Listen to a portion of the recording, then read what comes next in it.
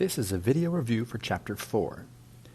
Triangle EFG can be classified as scalene because all three of the side lanes have a different measure.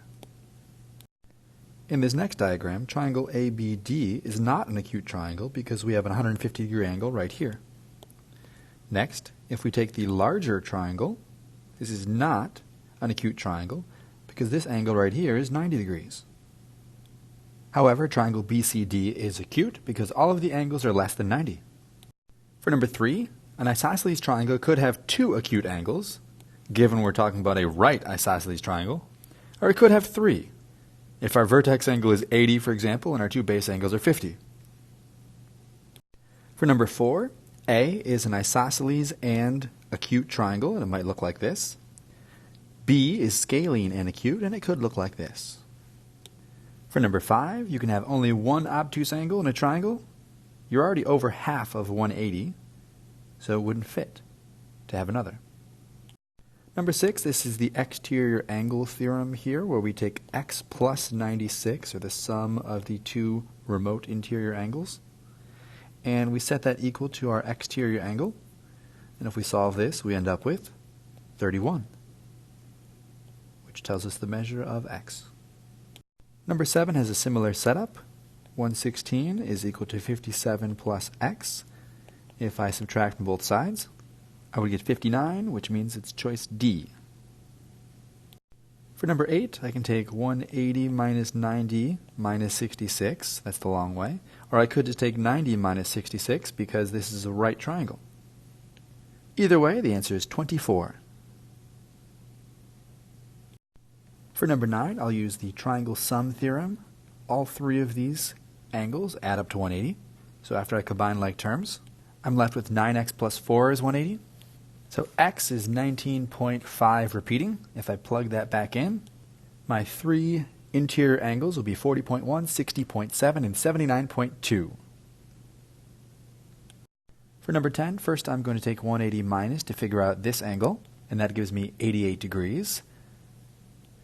Then I add that together with 43, and I get 131 is equal to A. For number 11, I use some linear pairs to make this 50 degrees, and to identify this as 90, and this is labeling the interior angle there as 51. So I'm going to use the triangle sum theorem a little bit, or I guess I could use the right angle one. It's a little bit faster.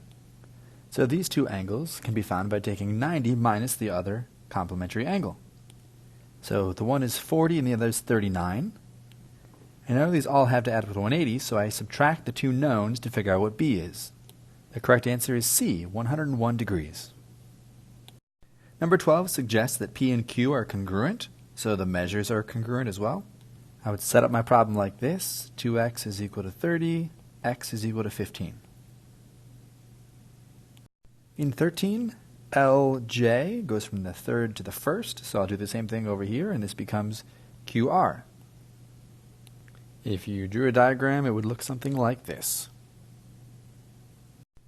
So they tell us that these gardens are congruent. If the triangles are congruent, then corresponding sides and angles match up. So D here would be equal to the 5.5, E is going to be equal to 33 degrees, F 90 degrees, G 57 degrees, and H 10.1, just by looking at the corresponding part of the other triangle. A right isosceles triangle would look like this. B is not possible on multiple accounts. If it has more than one obtuse angle, it's going to have a sum greater than 180, and also you can't have an obtuse angle in an acute triangle. A triangle with an exterior angle of 45 would be an obtuse triangle that looks kind of like this. And the same triangle would in fact work to have two acute angles and one obtuse angle. In number 16, if B and E match up and C and F match up by the third angle theorem, x plus 50 is equal to 75, or x is 25. In 17, I labeled based on the given.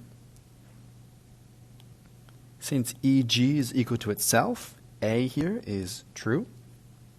B, there's no I for 1, so that's not it. C, the side lanes don't match up, so that one's not true. A is the right answer. For 18, we could use the side, side, side shortcut. We could also use side, angle, side. Based on the given information, we have these congruent segments here for number 19. And we know that because of vertical angles, those angles are also equal. So we're going to look at side, angle, side, which means it's either A or B. If you consider the segment between U and V has 2 hash marks, and the segment between X and V has 2 hash marks, this one checks out, the other one does not. For number 20, if you remember the vertical angles, angle, angle, side would work here. Once we have identified the entire triangle is congruent, then we can match up the 240. So for number 21, to use angle, side, angle, we're already given 2 angles. We need to know the side between them, which is BC and EF, B. For 22, we can take 180 minus 40 and cut that in half. So they will both be 70 degrees. So in 24, since AB is set as congruent to BC, we can set these two equal to each other. And once we do, we figure out that 2x is equal to 6, or x is equal to 3. So this has a distance of 7, and so does this. It's equilateral. Which one does not describe it? That one would be obtuse. We know that equilateral triangles are also equiangular. All the angles are 60. So for 25, we have to recognize this as an isosceles triangle. So if we take 180 minus 112 to figure out that this angle is 68 degrees, the other base angle is also 68 degrees. So y is equal to 68. If we take 180 and we subtract 68 twice, that will give us x, which is 44. 26, we can take 180 minus 101 divided by 2. This gives us 39.5 degrees. So 27, we recognize that this linear pair is 90 and 90, and that the two triangles share side BD. So this is angle, angle, side. For 28, we can recognize that these are congruent triangles based on side, angle, side. Specifically, though, there's a right angle for each of them. So therefore, we know it's a right triangle, not a right angle. 28, we can label these. So we know the two triangles are congruent, but they ask about FEG. So this angle here. Well, we know each of these separate angles here and on this side are complementary with the ones down here, but they could both be 60, they could both be 30, we don't really know. So no, there's not enough information. But for choice B, if f was less than 45, then FEG is going to be greater than 90, obtuse.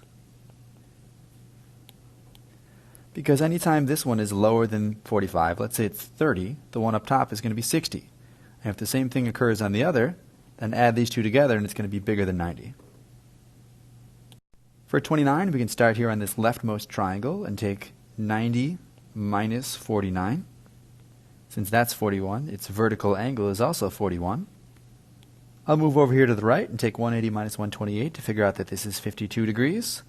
I'll take the 90 as my linear pair, which means I'm going to take 90 minus 52 to figure out this next one. And since that's 38, the vertical angle is also 38. If I take these two away from 180, I figure out that that's 101. And B is a linear pair, so 180 minus 101 gives me B, which is just 79.